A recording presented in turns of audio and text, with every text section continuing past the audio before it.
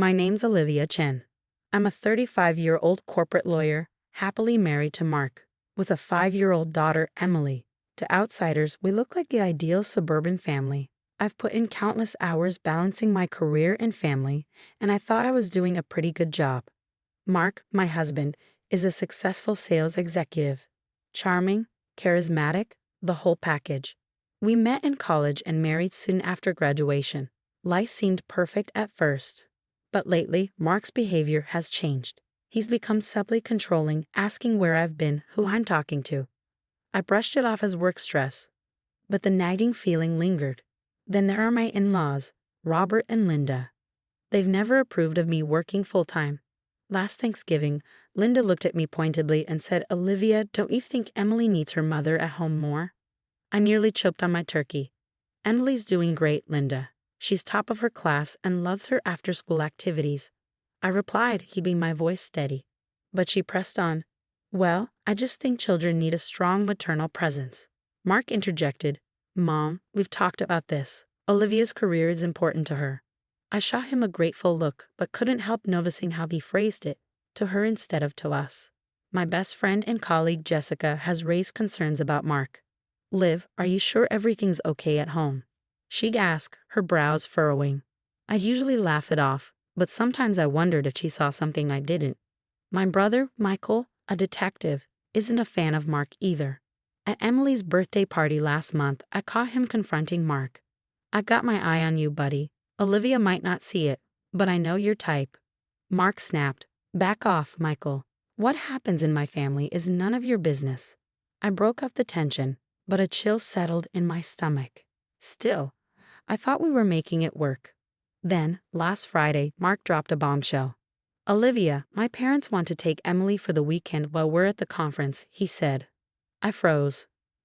"Mark, I'm not comfortable leaving Emily with them for that long." He wagged it off. "Come on, they're her grandparents." I was exhausted after a grueling work week, and against my better judgment, I agreed. Little did I know that decision would change our lives forever.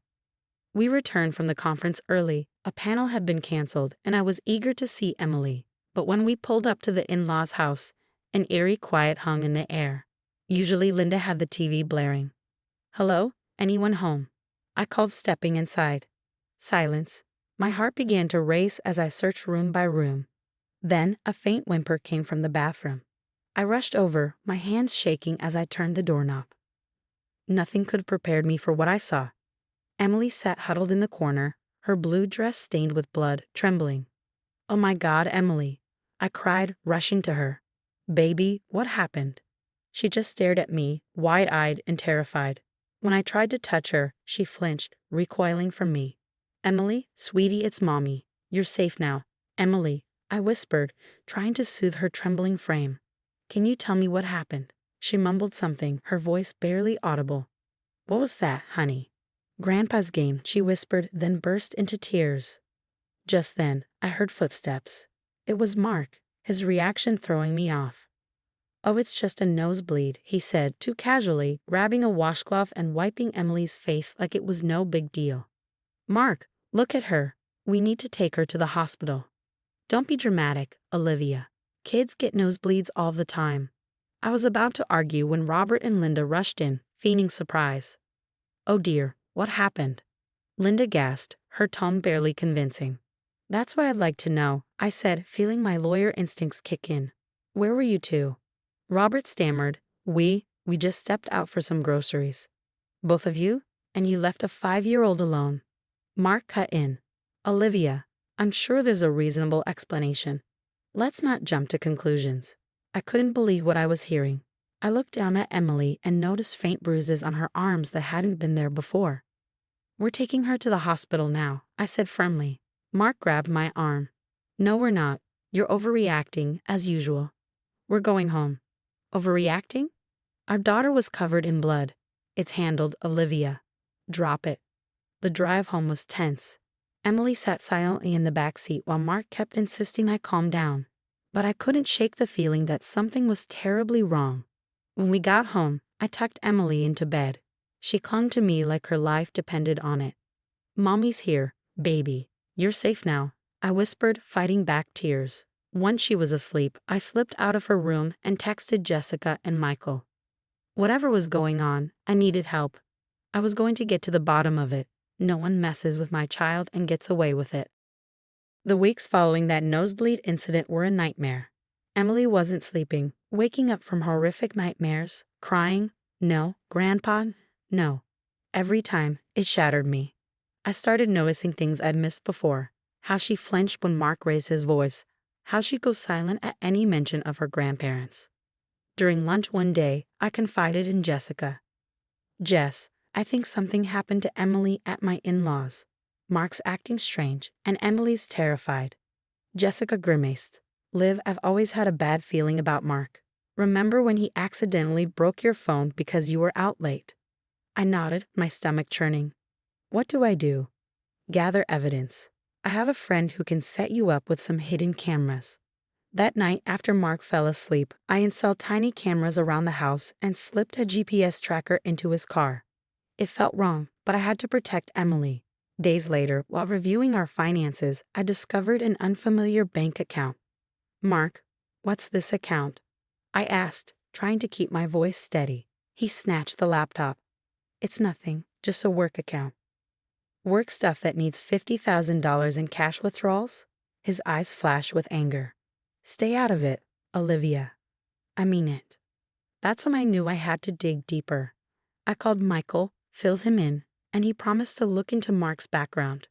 A week later, Michael arrived at my office with a grim look.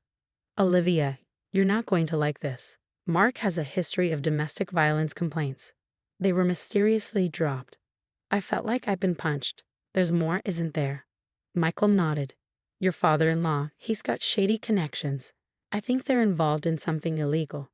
That night, I waited until Mark was in the shower and checked his emails.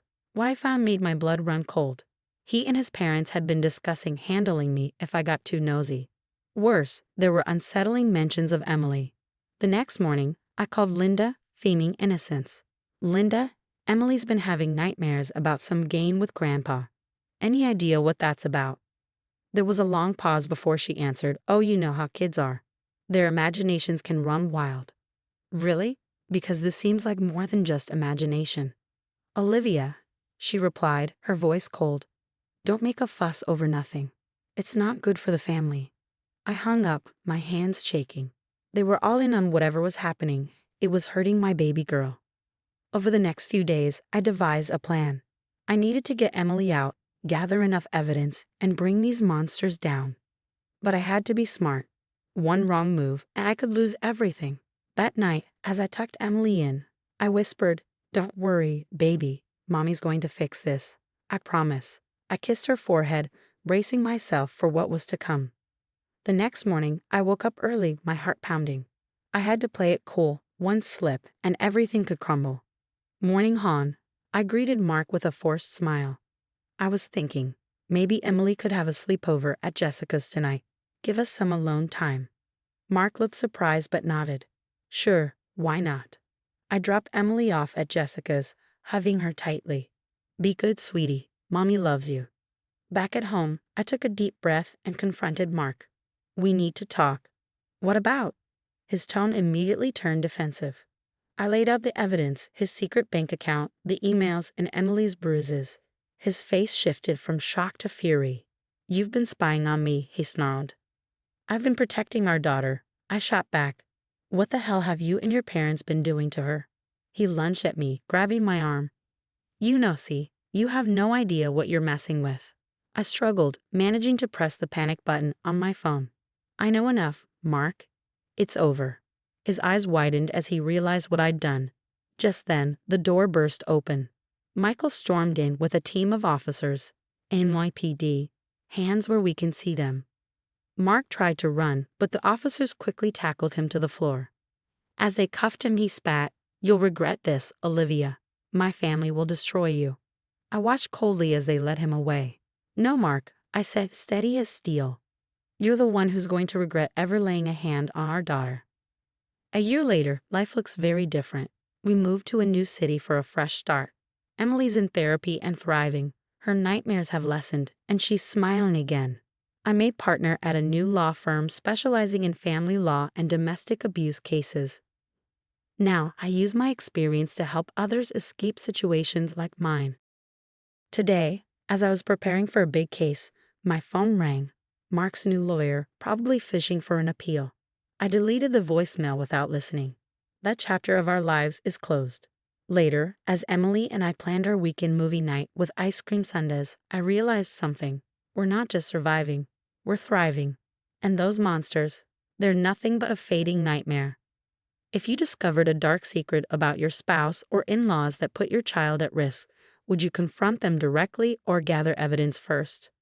What would you do differently from Olivia? Share your thoughts in the comments below. Your perspective might help someone in a similar situation. If this story resonated with you, please consider hitting that like button and subscribing to the channel. We share stories that shed light on important issues, and your support helps us reach more people who might need to hear them. Remember, in situations of abuse or danger, prioritize safety and seek professional help. No one should face these challenges alone.